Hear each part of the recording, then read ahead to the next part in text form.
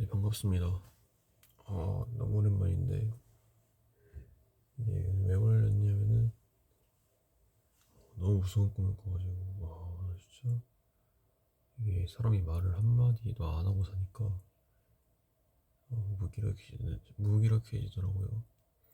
그 무기력해지니까, 그냥 무기력한 꿈을 꿨어요. 나뭇잎이 되는 꿈을 꿨어요. 근데,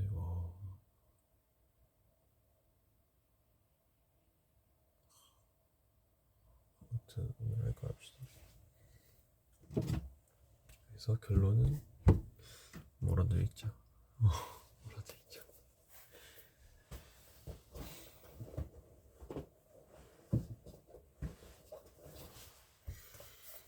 손재변법 지금 좀 남았는데 이거라도 읽도록 하겠습니다. 지형 활용. 극한 상태에서 모든 걸 구하고 싸워라.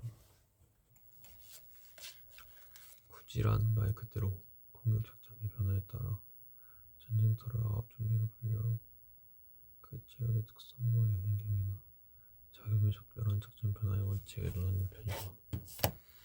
이 9지형 중 5가지의 노형은 제8편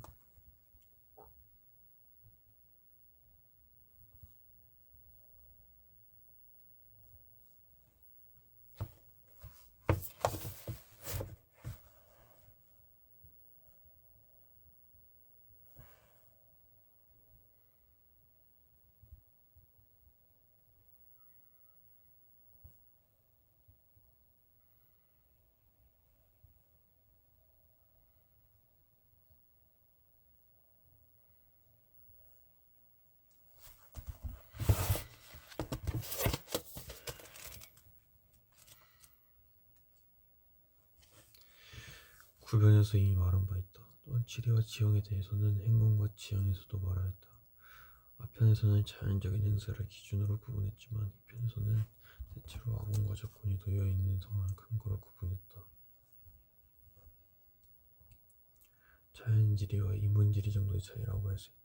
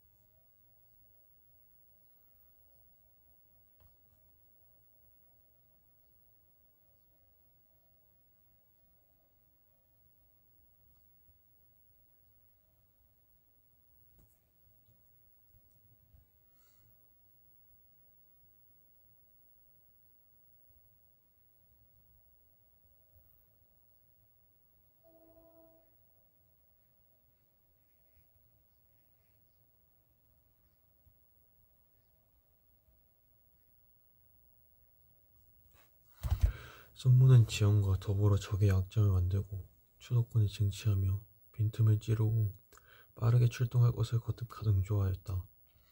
아울러 적지에서의 전투력 축적, 전술 변화, 사기와 투지를 장악하고 유도하는 방법, 적지 후방에서 행동 요령, 전쟁이 일어나기 직전과 직후의 기밀 유지와 기동 요령에 관해서도 말하고 있다. 손문은 말하였다. 전쟁터의 지형에는 산지, 경지, 쟁지, 교지, 구지, 중지, 피지, 위지, 사지 9가지가 있다. 자기 나라 영토 안에서 벌어진 전쟁이라 마음이 흐트러진 전쟁터를 산지라고 한다. 적지에 적 깊이 침입하지 않은 국경 근처에 쉽게 흔들리는 지역을 경지라고 한다.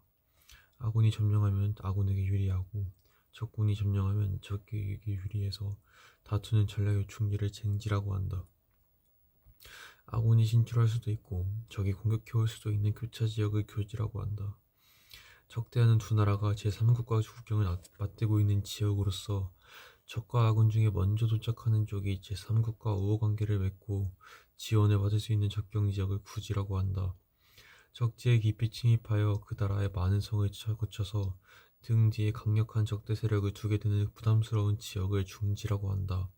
산악지대, 숲지대, 장애지대, 늪지대 등 행군하기 어려운 지역을 피지지라고 한다. 진입로는 좁고 험준하며 후퇴로는 멀리 돌아가서 적이 소수병력으로 아군의 다수병력을 쳐부술 수 있게 에워싼 지역을 위지라고 한다.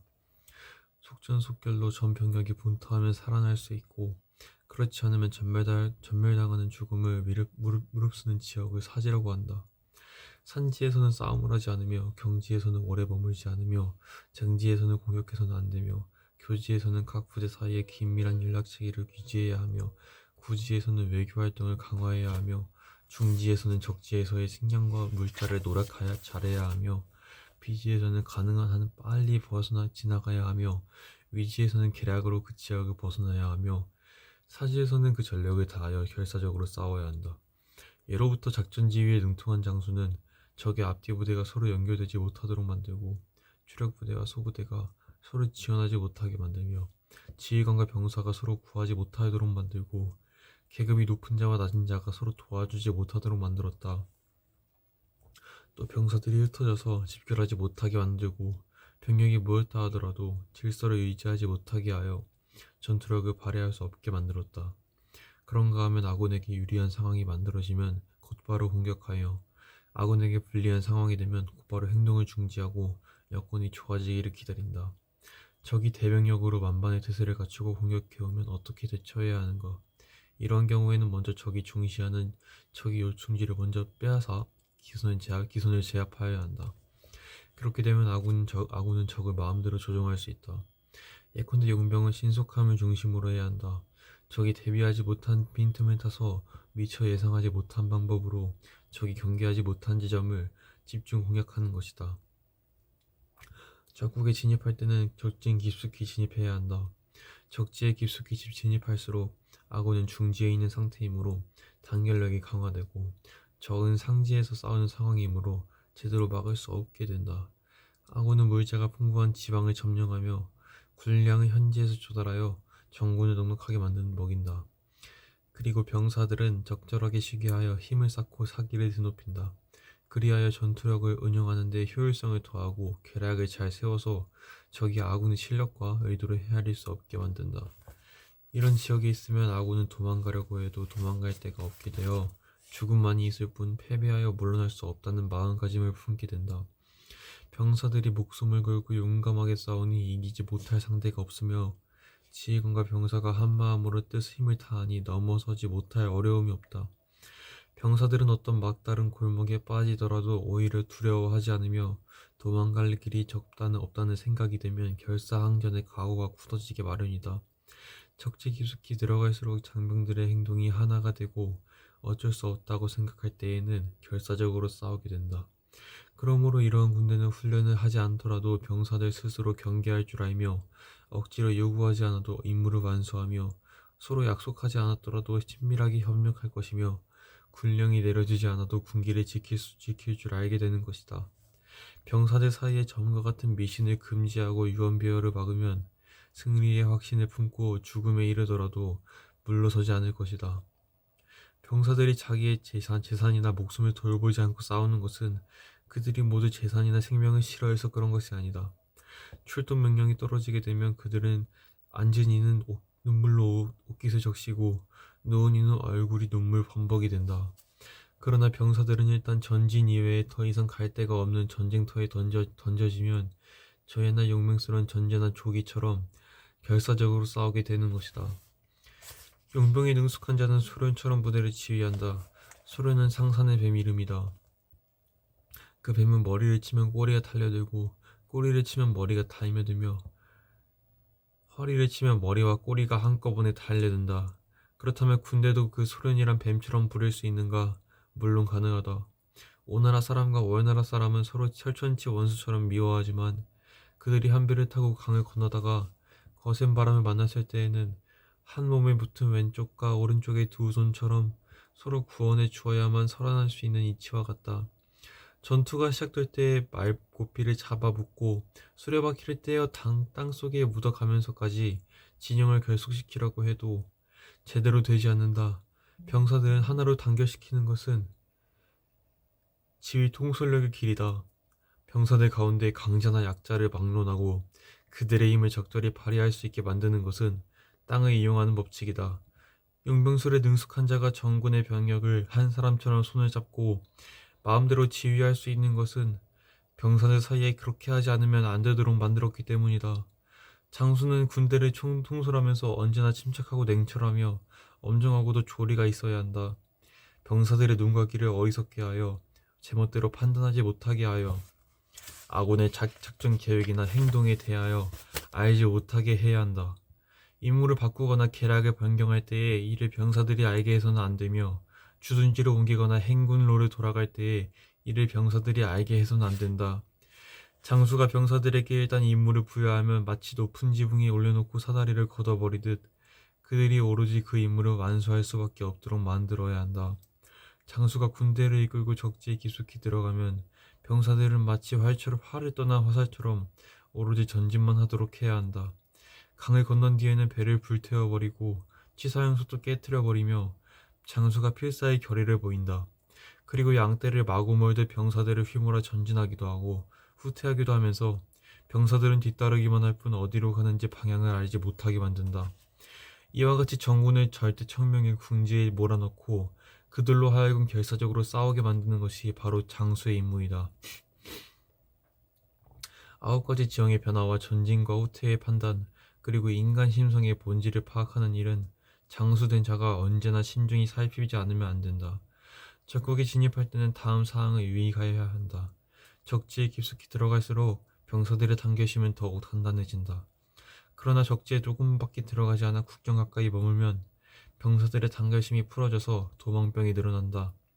자기 나라를 떠나 적의 국경을 넘어 들어가서 고립된 작전 지역을 절지라 한다. 사방으로 교통로가 열려진 지역을 구지라고 한다. 적지 깊숙이 진입하여 싸우게 된 지역을 중지라고 한다. 국경에서 멀지 않은 적지에 들어가서 싸우게 된 지역을 경지라고 한다. 등 뒤에는 험준한 산악이 막혀있고 앞에는 좁은 통로가 놓여있는 지역을 위지라고 한다. 전진로와 후퇴로가 모두 막혀 오도가도 못하는 지역을 사지라고 한다. 산지에서는 병사들의 의지를 하나로 합쳐서 전투에 임하도록 하여야 한다. 경지에서는 부대 사이의 통신을 긴밀하게 하여 병사들의 긴장을 유지하여야 한다. 쟁지에서는 재빠르게 움직여 적의 뒤통수를 공격하여야 한다. 교지에서는 방어 태세를 철저히 갖추어야 한다. 구지에서는 제3과의 유대를 단단하게 다져야 한다. 중지에서는 식량을 적지에서 빼앗아 군량이 끊어지지 않도록 하여야 한다. 비지에서는 그 지역을 빨리 지나가야 한다. 위지에서는 탈출구를 스스로 막아버려 병사들이 도망가려는 심리를 꺾어서 결사적으로 싸우게 해야 한다. 사지에서는 죽기를 다하여 싸우겠다는 결의를 보여주어야 한다. 병사들의 심리는 포위를 당하면 힘을 합쳐 저항하고 상황이 절박해져 어쩔 수 없게 되면 필사적으로 싸우며 엄청난 위험에 빠지면 장수가 지휘하는 대로 따르기 마련이다. 그러므로 적국의 정책과 의도를 모르면 이웃나라와 미리 외교를 맺을 수 없다. 산악지대, 산림지대, 험준한 지대, 늪지대 등의 지형을 제대로 정찰하여 알지 못하는 군대는 행군하지 못한다. 길라잡이를 적절히 부리지 못하는 군대는 지형상의 이점을 활용할 수 없다. 9가지 지형 가운데 어느 곳 하나라도 알지 못하면 위대한 패자나 왕자의 군대가 될 수가 없다. 패자의 왕자나 군대가 적국을 공격할 때는 그 적국이 아무리 강대하다 하더라도 병력을 미처 동원하지 못하게 만들며 위험으로 적국이 다른 나라와 동맹을 맺지 못하게 만든다. 그러므로 패자나 왕자는 다른 나라와 우호 관계를 맺으려고 외교적으로 다툴 필요가 없고 자기 나라의 세력을 기르려고 군사력을 다툴 필요도 없으며 자기의 뜻을 펼쳐서 믿음을 얻고 위험을 보이기만 한다면 적국의 성을 빼앗을 수도 있고 나라를 멸망시킬 수도 있다. 장수는 관례를 빼뜨리는 보상을 하기도 하고 상식을 뛰어넘는 명령을 내리기도 하며 정군을 마치 한 사람처럼 자유자재로 다룰 줄 알아야 한다. 부하에게 임무를 맡길 때에 어째서 이 임무를 수행해야 하는지를 설명해 주어서는 안 된다. 유리한 점을 들어 격려하되 그들 앞에 닥쳐올 위험이나 불리한 점을 미리 알려주어서는 안 된다. 군대란 멸망하는 땅에 던져져야 비로소 보존하는 방법을 깨닫게 되고 하나도 살아남지 못한 땅에 빠져야 비로소 살아남는 방법을 찾게 된다. 군대는 위험에 빠져야만 승부를 생각하게 된다. 용병술의 기묘함은 먼저 적의 뜻대로 움직이는 듯이 보이며 적을 기만한 다음 아군의 힘을 한 곳에 집중시켜 적의 빈틈을 집중 공격하는 데 있다. 이렇게 하면 천리밖에 있는 적장을 사로잡거나 죽일 수 있다. 그야말로 교묘한 능력으로 큰일을 이룩하였다고 말할 수 있는 것이다.